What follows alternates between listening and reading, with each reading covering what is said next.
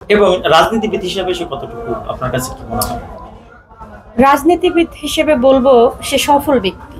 কেননা বগুড়া ৪ আসনে যখন সে নির্বাচন করে তাকে কিন্তু অনলি ৮০০ ভোটে হারানো হয়েছে। ৮০০ ভোটে যে যে ওখানের এমপি হয়েছে সে শুধু ৮০০ ভোটে জিতেছে ওনার কাছ থেকে। ওনাকে ফেল করা হয়েছে ৮০০ ভোটে। তো সব বাংলাদেশে সবাই জানে যে তখনকার নির্বাচন আসলে কেমন হয়েছে বা কিরকম কারচুপি হয়েছে। সেই ক্ষেত্রে বলাই যায় যে এখানে কারচুপি হয়েই হচ্ছে ৮০০ ভোটে সে জিতেছে আর তাকে হারানো হয়েছে।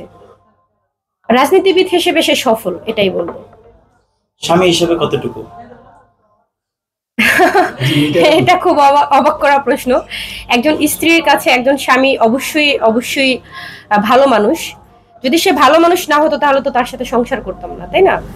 এই মুহূর্তে সে আমার স্বামীও থাকতো না।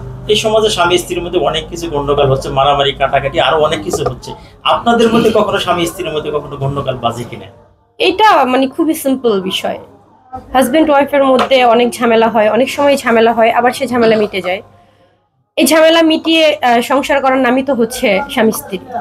আচ্ছা, টাঙ্গাইলে এসে আপনার অনুভূতিটা কি এখন? টাঙ্গাইলে এসে আসলে কি বলবো, মানে এত এত দর্শক, এত এত মানুষ দেখে খুবই অবাক হলাম। টাঙ্গাইলে বিগত নাকি ১০ বছর যাবত কোনো অনুষ্ঠান হয় না। সেই ক্ষেত্রে যেহেতু আলমেরও পরিচিতি আকাশচুম্বী, সবাই জানে।